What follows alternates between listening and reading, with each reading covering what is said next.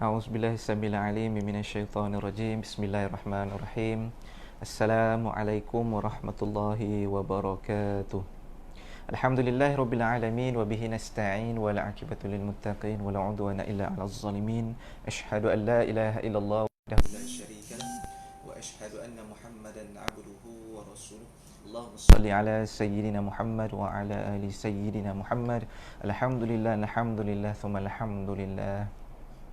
Tuan-tuan dan puan yang dirahmati Allah, sama ada yang menyaksikan siaran ini secara live ataupun kemudian secara rakaman, kita mulakan tazkirah kita, perkongsian kita pada hari ini dengan Ummul Kitab Bisiril Fatihah. A'udzu billahi minasyaitonir rajim. Bismillahirrahmanirrahim. Alhamdulillahirabbil alamin, arrahmanir rahim, maliki yaumiddin, iyyaka na'budu wa iyyaka nasta'in, ihdinas siratal mustaqim, siratal ladzina an'amta 'alaihim ghairil maghdubi 'alaihim waladdallin. Amin. Alhamdulillah. Baiklah tuan-tuan dan puan yang dirahmati Allah yang menyaksikan secara live ataupun rakaman kemudiannya, kita juga mulakan dengan selawat ke atas Rasulullah sallallahu alaihi wasallam 3 kali tuan-tuan ya. Allahumma salli ala sayyidina Muhammad wa ala ali sayyidina Muhammad. Allahumma salli ala sayyidina Muhammad wa ala ali sayyidina Muhammad. Allahumma salli ala sayyidina Muhammad wa ala ali sayyidina Muhammad. Baiklah tuan-tuan puan-puan yang dirahmati Allah Subhanahu wa taala sekalian, alhamdulillah kita baru je berselawat ke atas baginda Nabi sallallahu alaihi wasallam 3 kali tuan-tuan. Ingat, barang siapa yang berselawat ke atas baginda Nabi sallallahu alaihi wasallam sekali, maka Allah Subhanahu wa taala akan berselawat ke atas orang itu 10 kali. Ini sesuai dengan riwayat Imam Muslim dengan sanad yang sahih. Nabi kata, sekali orang tu berselawat ke atasku, selawat ke atas Nabi SAW, itu adalah satu doa sebenarnya buat Nabi SAW. Tapi Nabi kata, kalau Allah selawat ke atas kita 10 kali, itu pula adalah suatu rahmat daripada Allah Subhanahu Wa Taala. Sebab apa kita dapat rahmat Allah bila selawat ke atas Nabi ni? Sebab balik semula kepada gelaran baginda Nabi sallallahu alaihi wasallam, iaitu Habibullah, yakni kekasih Allah. Jadi pada hari ini tuan-tuan dan puan Allah, sebelum kita pergi dengan lebih lanjut, mana yang sedang menyaksikan ni, kalau boleh pakat sharekan, kita sharekan dahulu. Saya pun sebelum mula ni, saya pun nak share juga dekat saya punya FB. Jadi saya mohon maaf sekejap ya. Saya pun nak share seketika live ini. Saya nak share dahulu.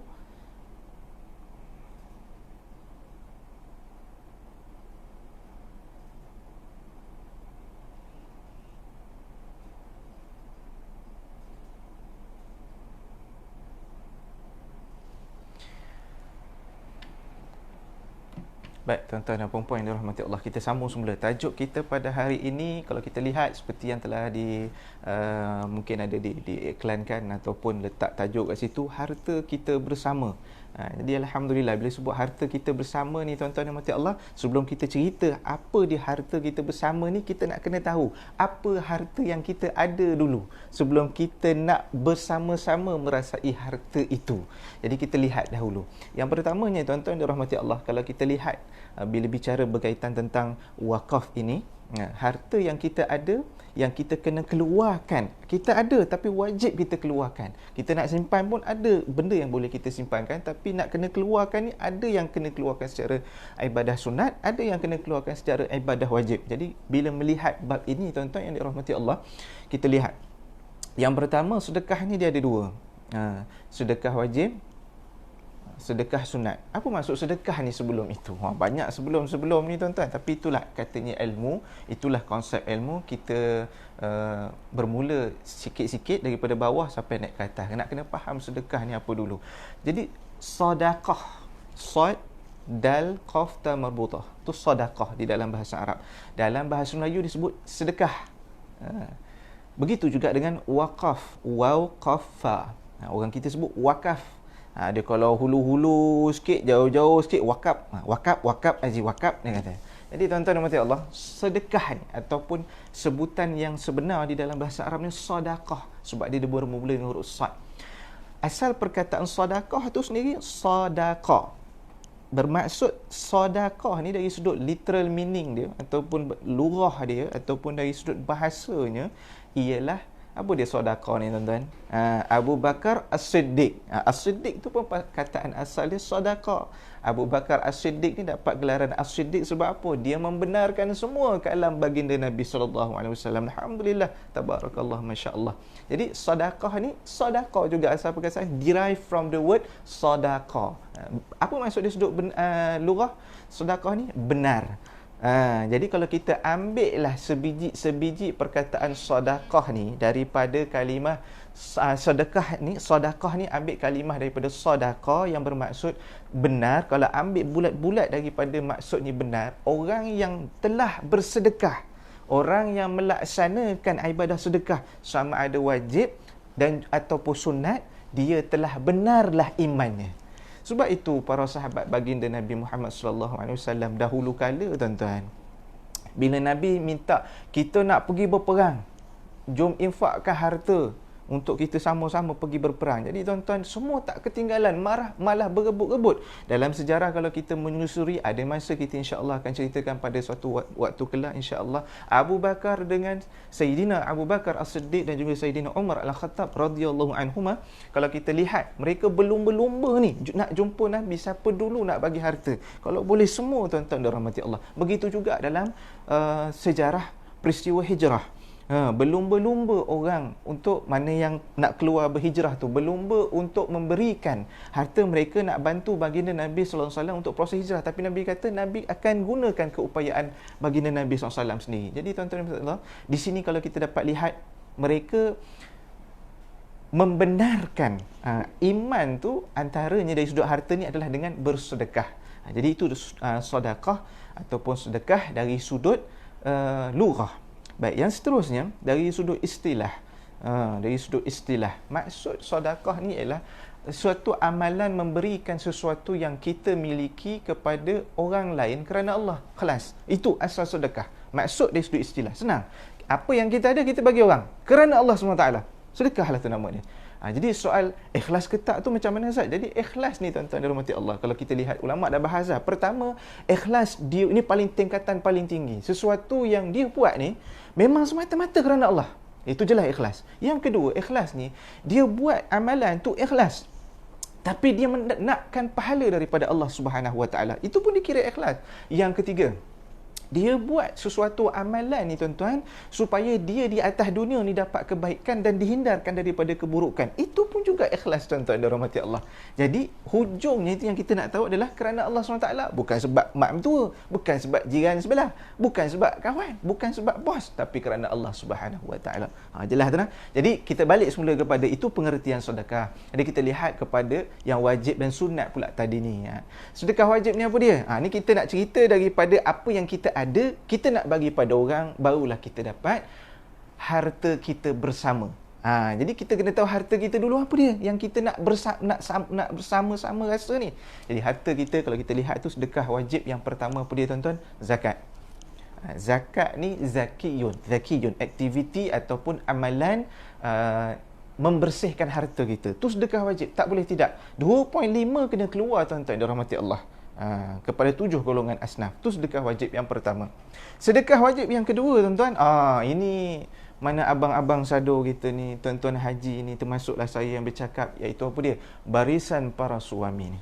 Barisan suami ni tuan-tuan dan rahmati Allah, kena keluarkan sedekah wajib yang nombor 2 ni. Apa dia tuan-tuan dan rahmati Allah? Nafkah. Nafkah dari sudut zahir, nafkah dari sudut batin. Tu sedekah wajib. Bila sebut nafkah zahir ni apa tuan-tuan? Yang disebut dalam fiqh sana, seorang suami kena sediakan apa dia? Makan, minum, pakaian, tempat tinggal. 3 ni kepada siapa? Kepada isteri, kepada isteri-isterinya kalau yang lebih daripada 1, dan juga kepada anak-anak, tanggungan dia. Tu wajib. Kemudian disebut pula nafkah batin. Nafkah batin ni apa dia? Orang kita ni bila sebut nafkah batin ni, dia faham yang tu satu tu je lah. Khamis malam Jumaat, Khamis malam Jumaat, Khamis malam Jumaat, Khamis malam Jumaat. Nafkah batin ni bukan itu semata-mata tuan-tuan dan rahmati Allah. Nafkah batin kepada isteri juga termasuk memelihara emosi isteri tu tadi. Jangan salah faham, asyik yang faham yang tu je. Jadi tuan-tuan dan rahmati Allah, memelihara emosi isteri. Maksud dia apa tuan-tuan dan rahmati Allah? Pelihara emosi dia ni. Kalau dia merajuk, dipujuk, Ada sebab dia kan. Kalau dia susah hati, kita dengar permasalahan dia, kita kongsi masalah dia, itu maksudnya nafkah batin. Sebab suami ni tuan-tuan dan rahmati Allah, bahunya ini tempat landingnya isteri.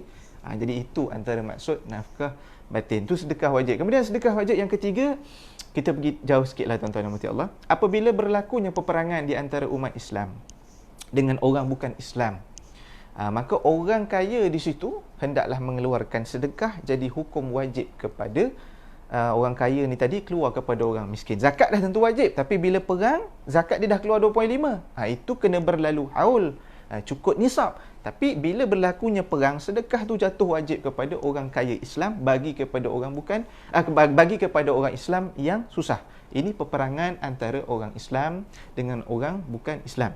Baik. Yang seterusnya tuan-tuan, yang kedua tadi, sedekah sunat. Jadi sedekah sunat yang kita nak bicara pada hari ini adalah sedekah sunat yang sailan. Apa maksud ni? Dia berterusan, dia mengalir. Dia kalau fiqh ni, kalau kita lihat bab air suci ni, kita akan lihat air suci. Kenapa air sungai ni dia air mutlak? Sebab antaranya sailanul ma, maksudnya air yang mengalir. Jadi dia air mutlak, air sungai ni, sebab dia mengalir. Jadi itu yang kita nak ni tuan-tuan, wakaf ni sekali kita bagi, dia mengalir selamanya. Itu sedekah sunat yang pertama kita boleh bicara pada hari ini. Kemudian sedekah sunat yang kedua tuan-tuan yang dirahmati Allah, yang kita sebut sebagai hibah. Hibah, hadiah orang. Sebab itu kalau dalam kuliah-kuliah saya tanyakan, kalau bab-bab sedekah ni saya tanyakan, apa hukum kita bagi sedekah kepada orang kaya? Jadi kita ni terus meletakkan pemikiran kita, bila dapat soalan macam tu, buat apa orang kaya ni kita nak sedekah pada dia? Dia patut sedekah pada orang susah. Betul lah tu. Tapi perasan tak, kalau orang kaya tu buat majlis hari lahir anak dia, kalau orang kaya tu buat majlis kesyukuran untuk keluarga dia, buat kenduri, kahwin. Kalau orang Jawa panggil apa ni, bersama dengan saya Ustaz Fahmi, orang Jawa panggil, kalau nak balik tu tuan-tuan, dia kalau nak salam tu, sebelum Covid lah. Sekarang Covid ni kita kena patuh pada SOP, tak boleh bersalaman kan. Ni sebelum Covid lah. Ada becean tu, tersangkut tu kalau salam tu tuan-tuan. Ada sampul kat dalam tangan tu. Kalau dia tak bawa apa tu, kalau dulu tuan-tuan sampul merah tu, orang letak duit nak bagi kundangan-kundangan ni, nak balik, orang masuk duit dalam sampul merah tu, orang bagi kan. Jadi kalau tak sempat tu, orang ambil tisu yang lap mulut ada atas meja makan-makan tu, letak duit lah tu, dibalut-balut bagi kepada tuan rumah. Jadi yang tuan rumah buat majlis tu orang kaya, orang berkemampuan. Jadi bila kita bagi tu, itulah dia hibah, itulah dia sedekah. Ingat balik maksud istilah tu tadi, apa sahaja yang kita ada kita bagi kepada orang kerana Allah SWT, itu adalah sedekah. Barang yang kita ada, harta yang kita ada. Jadi tuan-tuan yang dirahmati Allah, itu sedekah sunat. Tadi kita dah lihat sedekah wajib, kita dah lihat sedekah sunat. Jadi tuan-tuan dirahmati Allah, apa yang kita ada ni, kita nak kena faham dulu kemampuan kita. Apa yang kita ada, baru kita tahu yang apa nak kita bagi kepada orang. Jadi tuan-tuan dirahmati Allah, inilah yang kita ada tuan-tuan. Bagi yang makan gaji, yang mana bergaji macam kami di Perbadanan Wakaf Selangor ni, cukup masa, cukup bulan dengan izin Allah Subhanahu Wa Taala, gaji pun masuk. Jadi itulah yang kita nak kongsikan bersama. Sebab wakaf ni amalan dia tuan-tuan, kalau dahulu kala orang mewakafkan, sebagai contoh Abu Talhah, dia mewakafkan dia punya kebun tamar apabila turunnya ayat Quran dalam surah Al-Imran tu berbunyi, a'udzubillahi minasyaitonirrajim, bismillahirrahmanirrahim, lan tanalul birra hatta tunfiqu mimma tuhibbun. Takkan sampai kepada kebaktian yang sempurna, kebajikan yang sempurna, sehingga kita menginfakkan benda yang paling kita sayang. Jadi Abu Talha ni bila dia dengar ayat ni turun, dia jumpa Nabi, apa yang dimaksudkan oleh Allah dengan firman ini. Maka Nabi pun cerita, jadinya dia menyerahkan kebun tamar yang Nabi singgah untuk minum, yang Nabi singgah untuk berjumpa dengan dia. Dia balik rumah, dia seru anak isteri dia keluar daripada kebun tu. Wahai isteriku, wahai anakku, mai keluar. Jadi anak dengan isteri dia kenapa kena keluar ni? Kebun tamar ni bukan milik aku lagi dah. Aku dah bagi kepada baginda Nabi Muhammad sallallahu alaihi wasallam. Kenapa bagi kepada Nabi? Ketika itu tuan-tuan dan rahmati Allah, Nabi lah pemegang amanah harta umat Islam, termasuk mungkin nanti kita akan cerita tentang Nabi lah pemegang amanah harta ghanimah. Harta ghanimah ni apa dia? Harta rampasan perang. Jadi tuan-tuan dan rahmati Allah, begitu juga dengan Sayyidina Uthman radhiyallahu an, dia mewakafkan Bi'rur Rumah. Apa tu? Telaga air dia kan. Ini yang buat umrah, yang dah naik haji ni dah biasa, dah jumpa lah tu. Mutawif dah cerita dah benda ni, insya-Allah. Kemudian begitu juga dengan Sayyidina Umar Al-Khattab radhiyallahu an. Dia ada sebidang tanah di Khaybar. Dia bagi kepada Nabi SAW untuk manfaat orang yang musafir, untuk orang yang susah, hasil daripada atas tanah yang dia wakafkan tu tadi. Jadi tuan-tuan, dahulu orang mewakafkan aset kekal dia. Jadi daripada amalan Abu Talha, amalan Sayyidina Osman, dan sebelum itu amalan Sayyidina Umar Al-Khattab mewakafkan tanah dia di Khaybar, kita dapat lihat daripada tanah itu milik sendiri diberikan kepada Nabi Muhammad sallallahu alaihi wasallam. Asalnya harta itu harta mereka. Daripada diri mereka sendiri, mereka keluarkan dan akhirnya jadi harta umat Islam bersama. Ni yang kita nak. Begitu juga, ni saya nak sebut pasal harta ghanimah ni tuan-tuan. Begitu juga dengan Sayyidina Mukhairik, tak silap saya, dalam perang Uhud. Dia telah mewasiat kepada baginda Nabi Muhammad sallallahu alaihi wasallam, kalau dia dapat hak dia harta ghanimah dalam perang Uhud itu, maka dia nak bagi kepada umat Islam melalui baginda Nabi sallallahu alaihi wasallam. Dia dah berwasiat dah kepada Nabi, kalau dia dapat hak dia harta ghanimah ni, ya Rasulullah, ambil lah bagi umat Islam. Jadi ditakdirkan Allah, Sayyidina Mukhairik ini syahid. Jadi Nabi telah melaksanakan wasiat Sayyidina Mukhairik ni tadi untuk mewakafkan harta ghanimah dia kepada umat Islam. Jadi Nabi tahan hak Sayyidina Mukhairik ni tadi, Nabi tahan, Nabi ambil, diberikan kepada umat Islam. Jadi kenapa saya sebut tahan? Ni banyak berlaku di luar sana, tuan-tuan dan rahmati Allah. Ni saya selang-seli sikit lah untuk ilmu kita bersama. Berapa ramai hari ini, tuan-tuan, orang yang melaksanakan wakaf, tapi dia mengambil harta yang telah diwakafkan itu secara dia sengaja ataupun tidak sengaja. Perkataan yang saya guna tadi, tahan. Jadi maksud perkataan wakaf ni dari sudut lugah dia apa dia, tuan-tuan? Wakaf ni apa dia? Berhenti. Menahan. Wakaf ni kan kita jumpa dalam Al-Quran. Kalau kami malam Jumaat ni, tuan-tuan, orang kita ni, tuan-tuan, tak lain tak bukan, surah yang paling masyhur yang dia akan baca kami malam Jumaat, itulah dia, tuan-tuan. Muka surat, kalau dalam mushaf, muka surat 440 tu. Surah apa, tuan-tuan? Muka surat 440. Surah apa, tuan-tuan? Surah Yasin. Jadi dia akan berhenti. Yasin. Waqaf. Wal Quran ila akhir. Semua tu ada wakaf dia berhenti dia, tuan-tuan. Jadi itulah dia masuk wakaf. Bila kita ada tanah, dan dalam kehidupan kita sekarang, di awal tadi saya sebut, harta yang kita dapat ni, wang ni tadi, tuan-tuan, kita bagi kepada sesebuah institusi. Kalau bicara kita di negeri Selangor ni, pemegang amanah dia, tuan-tuan dan rahmati Allah, dan yang melaksanakan amalan wakaf di negeri Selangor ni adalah Perbadanan Wakaf Selangor. Jadi orang mewakafkan harta dia kepada Perbadanan Wakaf Selangor, yang kemudiannya Perbadanan Wakaf Selangor ni ataupun PWS ini melaksanakan pembangunan masjid ke, surau sekolah, bagi sumbangan. Banyak, tuan-tuan, sumbangan yang dah dapat 20,000, 50,000. Ada juga yang dapat sampai berjuta-juta. Kita binakan semula masjid. Ada yang mereka usaha bina masjid mereka sendiri, dan kita top up lagi. Ada juga, tuan-tuan dan rahmati Allah. Jadi duit, tuan-tuan, ni tadi digunakan untuk ditukar jadi aset kekal. Dan tidak boleh kita ni mengambil walau 1 sen daripada orang. Contoh, tuan-tuan, orang wakaf 1 juta. Ada ke orang wakaf 1 juta, Ustaz? Banyak. Tak mustahil, tuan-tuan. Ada je. Setiap tahun di Perbadanan Wakaf Selangor ada. Baru sekejap sebelum live ni tadi, tuan-tuan, ada orang wakaf 1 juta untuk sebuah masjid. Saya tak sebut mana lah, tuan-tuan, itu agak detail. Tapi baru sahaja sebelum live ni tadi, saya melihat cek. Dia buat 300,000, dia buat 200,000, sampai cukup 1 juta untuk pembinaan sebuah masjid. Ada orang mewakafkan 1 juta. Dalam bulan Ramadan 2 tahun yang lepas, tuan-tuan, beratus ribu orang bawa cash dalam beg, mari datang Perbadanan Wakaf Selangor. Jadi, tuan-tuan yang dirahmati Allah, benda tu tak mustahil, selalu berlaku. Jadi kita ni bila lagi?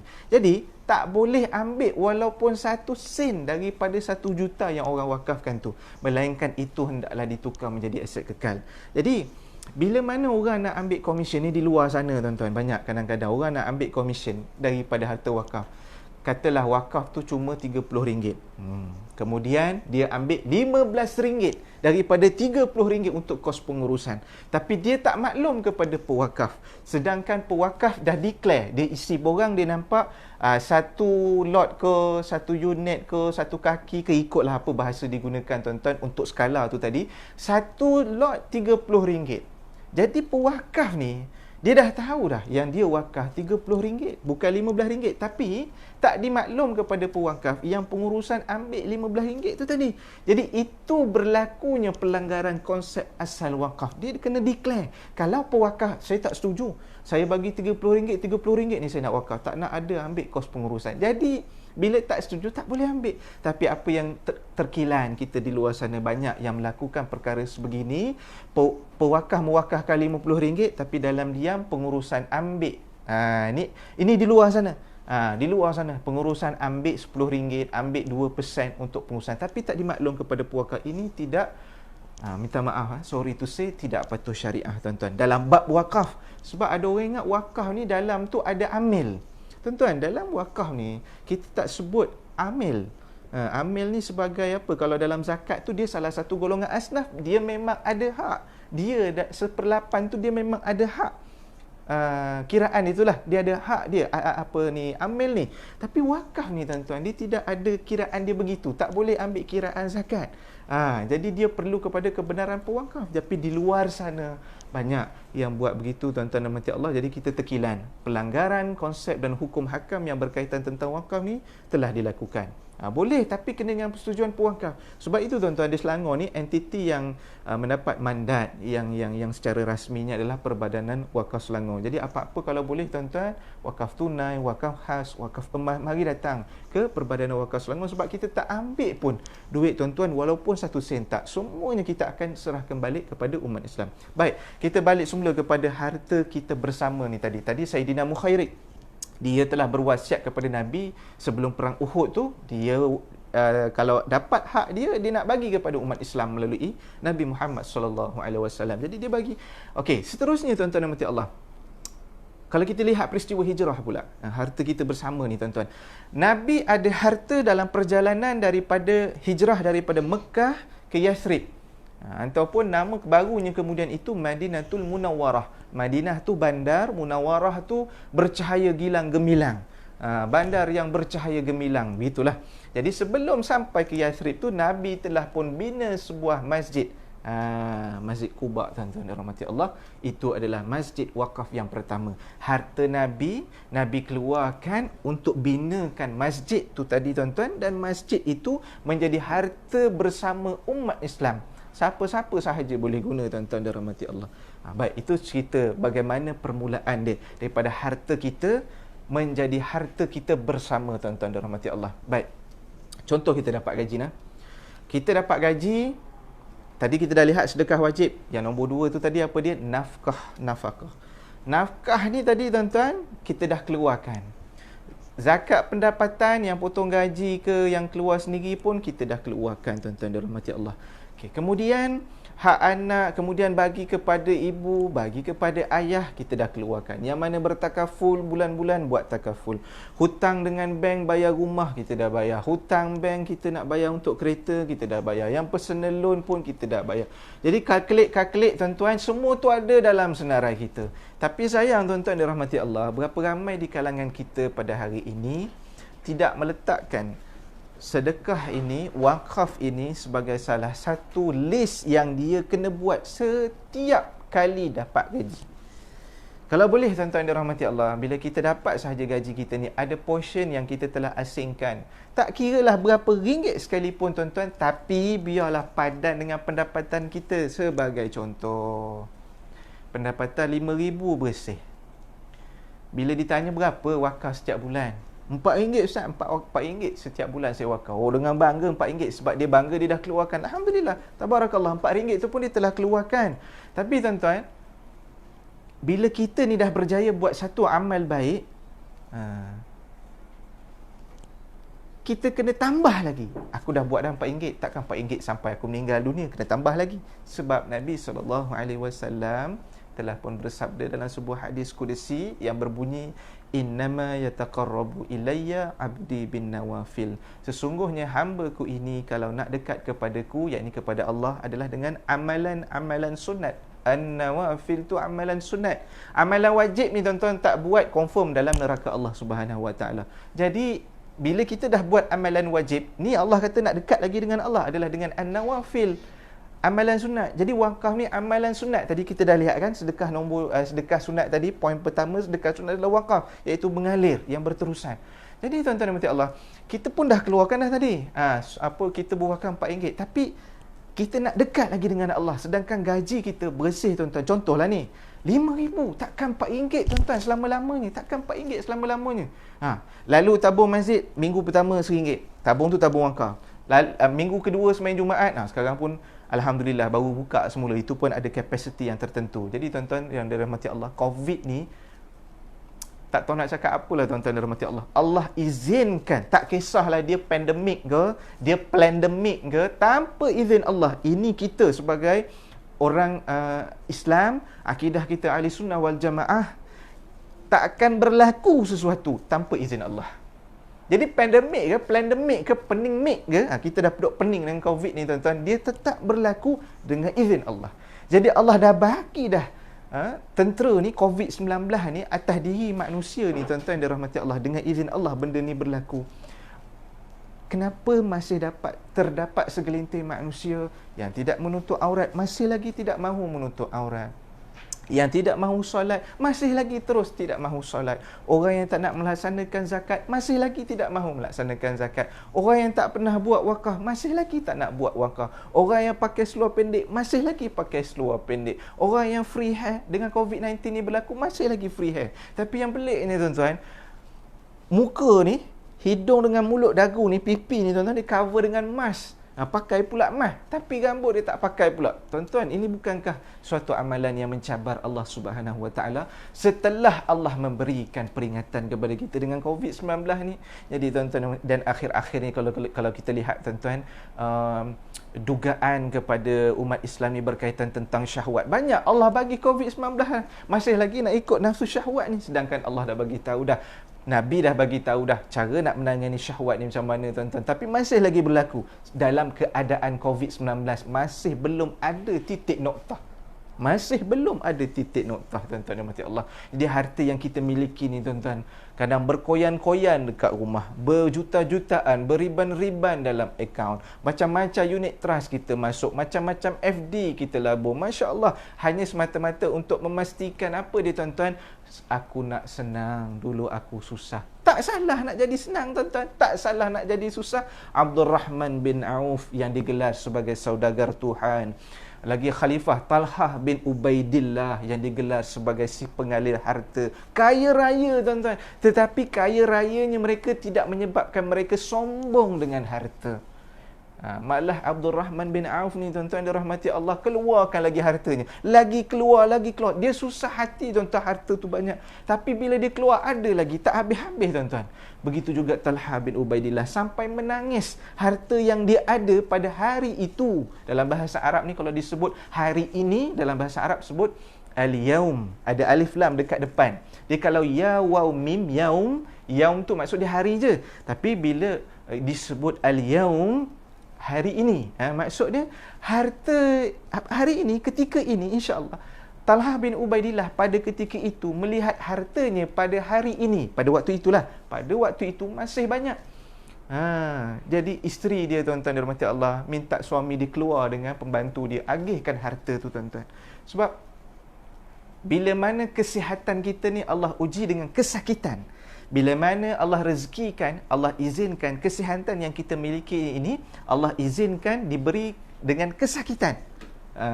Apa akan jadi tuan-tuan pada duit kita? Habis untuk kesihatan tu, habis duit tu untuk rawat. Sudahnya, adakah itu yang disebut sebagai senang tuan-tuan yang dirahmati Allah? Jadi senang yang sebenarnya tuan-tuan, ada RM10, anak kita dapat makan, anak-anak kita dapat makan, dapat pakai baju, kita dapat bagi makan isteri, kita dapat duduk isteri kita dalam sebuah rumah, dapat jumpa mak ayah kita. Itulah keberkatan dan itulah kesenangan.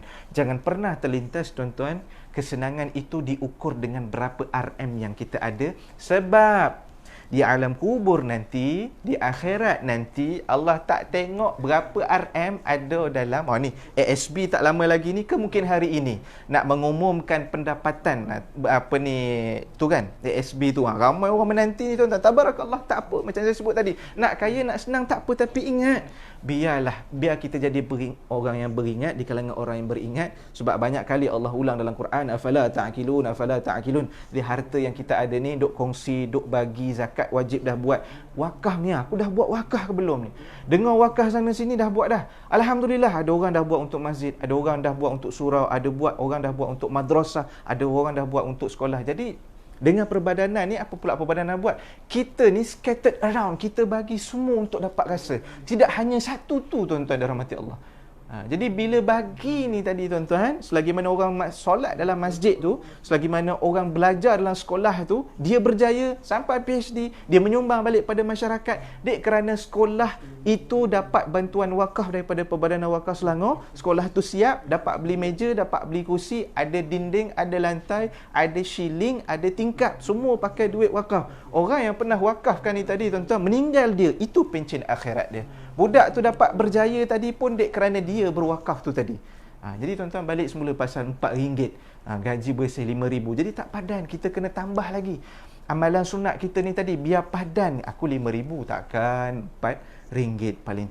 Paling tidak mungkin kalau aku mampu RM400. Begitu. Itu belum lihat gaji yang bersih RM10,000. Belum lihat gaji bersih yang RM20,000.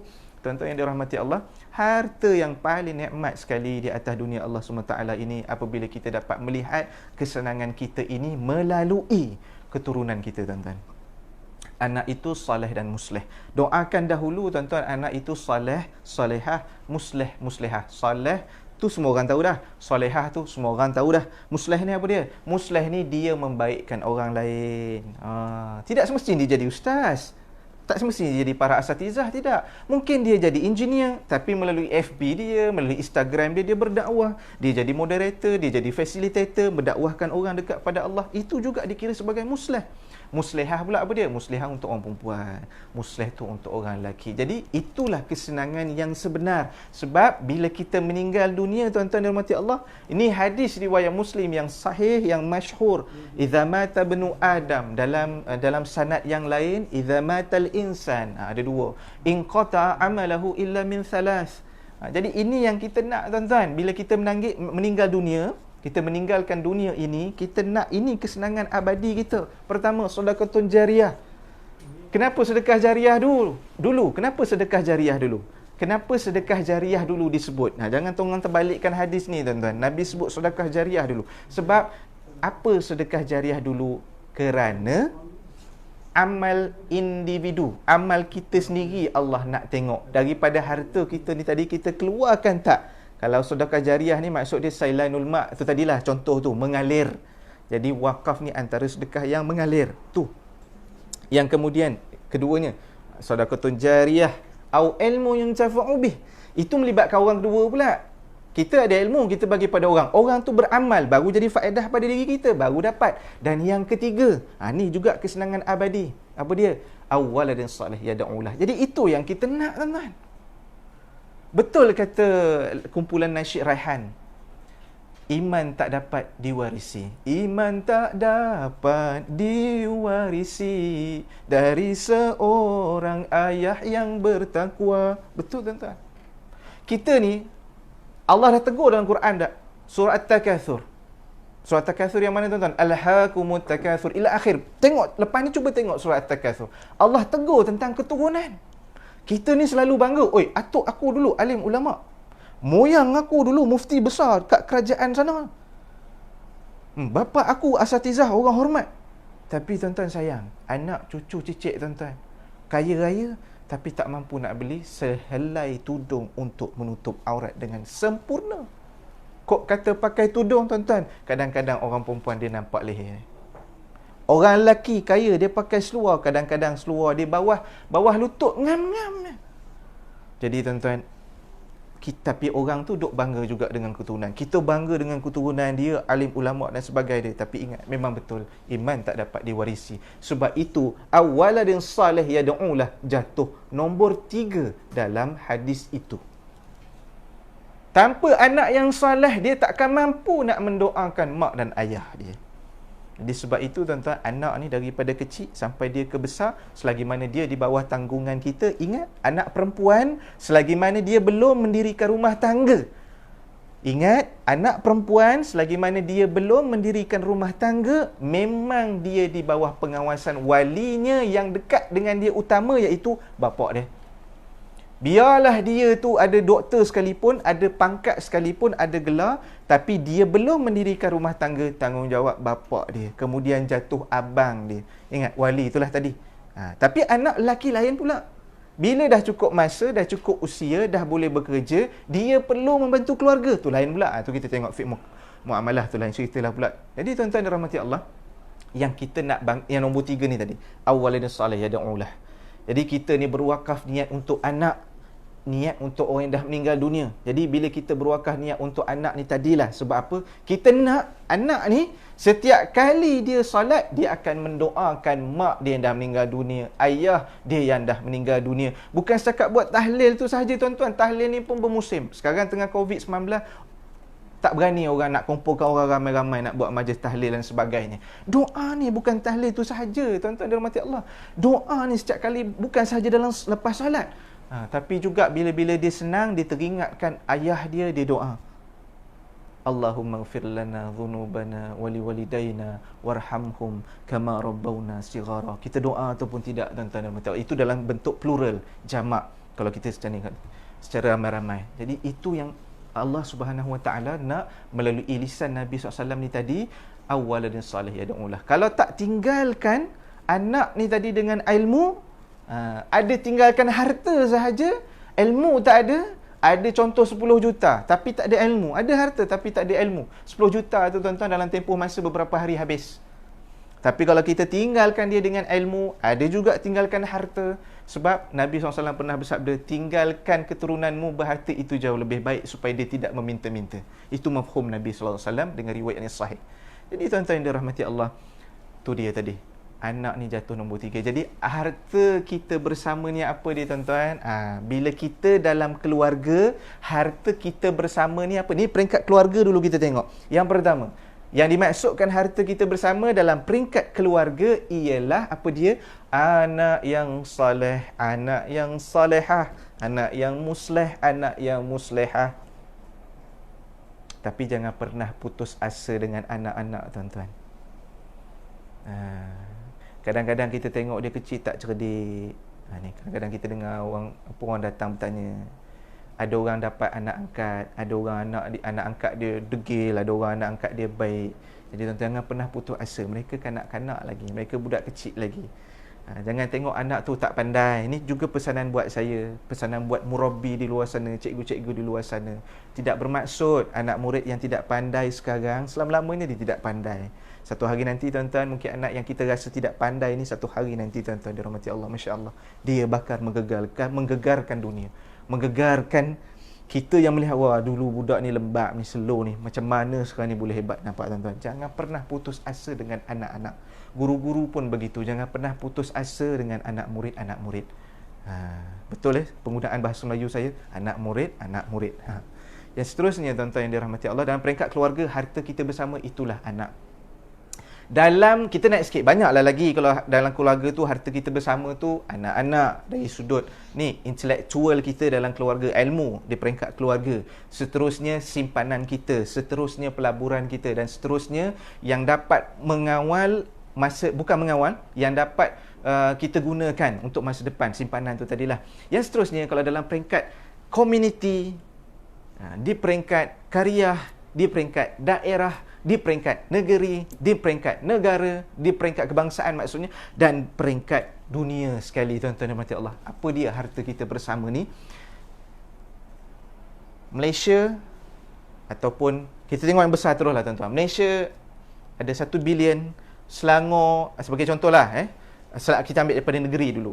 Selangor ataupun sebuah negeri ni bagikan ambil 10 juta, negeri ni 10 juta, negeri ni 10 juta, 10 juta, 10 juta, kumpulkan. Ada berapa negeri dalam Malaysia ni tuan-tuan, kumpulkan. Apa yang kita boleh dapat daripada 100 juta tuan-tuan?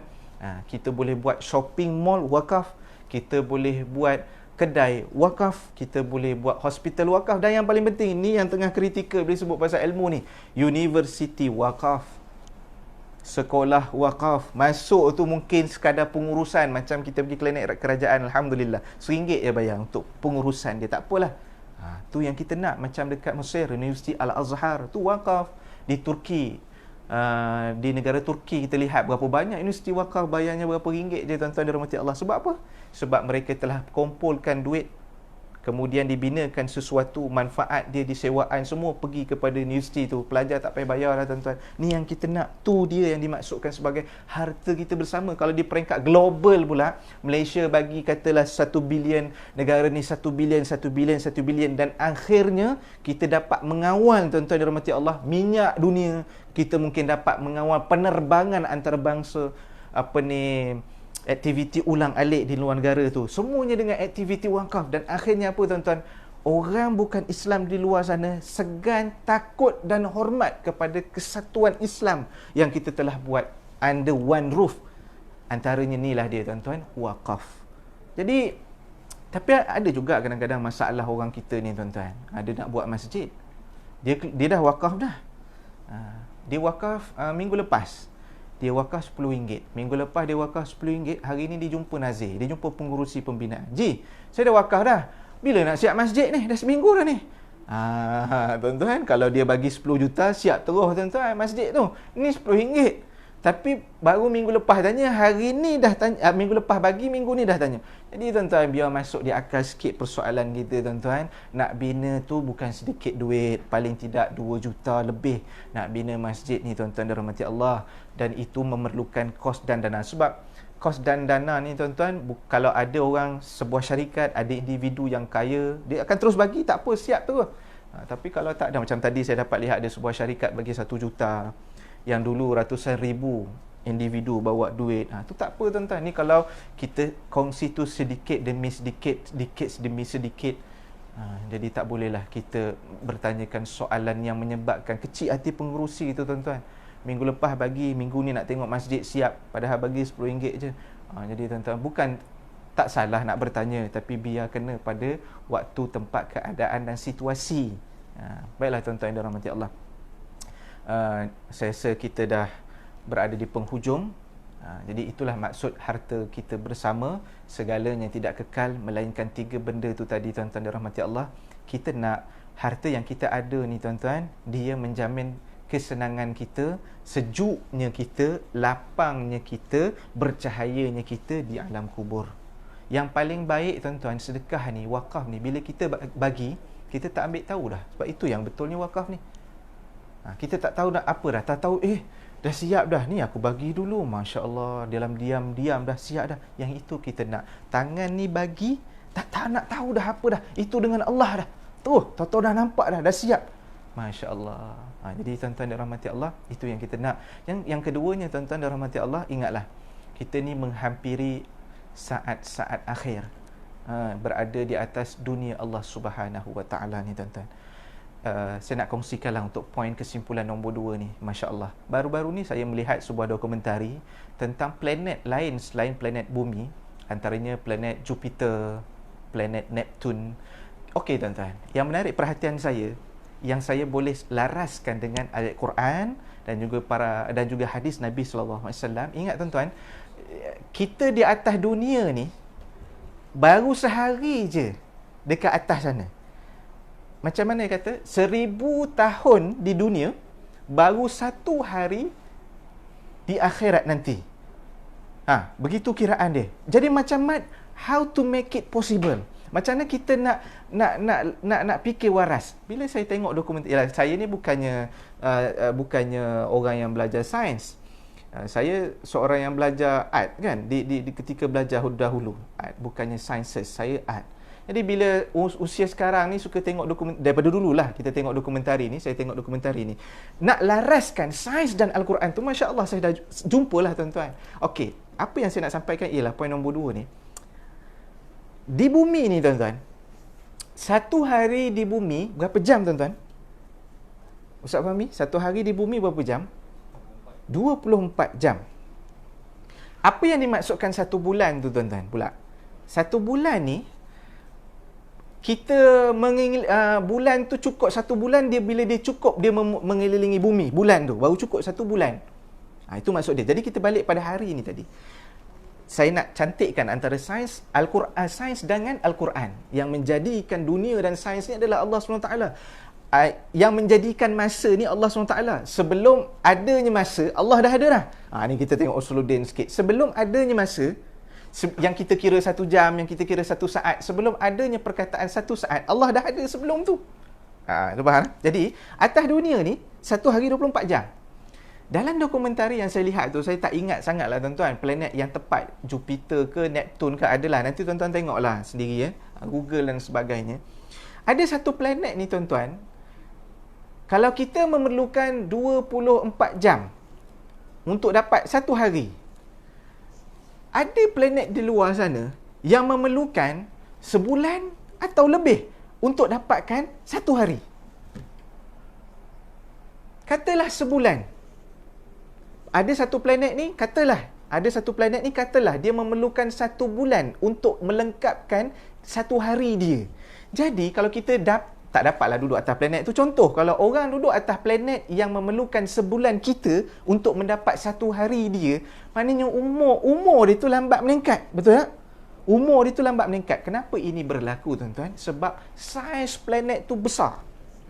Apa lagi yang menyebabkan kiraan hari tu jadi sebulan baru dapat sehari atau lebih baru dapat sehari? Sebab apa? Bukan sahaja sebab saiz, tapi sebab jauhnya dia daripada matahari, ataupun mungkin dia dekat dengan matahari, menyebabkan dia ni slow pergerakan di atas orbitnya. Jadi, apa yang saya cuba nak lihat sains dengan Al-Quran ni tadi, di atas dunia ini, kalau kata 1000 tahun di dunia, 1 hari di akhirat, benda tu tak mustahil tuan-tuan. Sebab apa?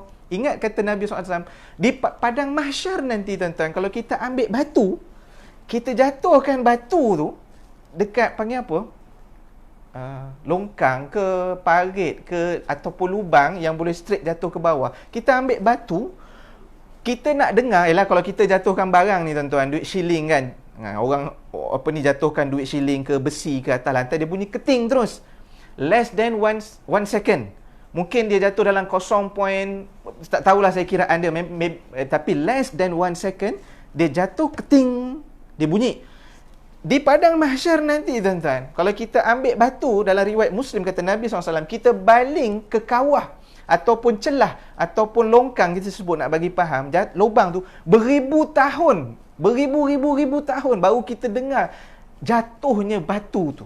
Benda maksudnya apa tuan-tuan? Mustahil benda tu tak dengar. Punyalah dalam, punyalah luas. Jadi tak mustahil.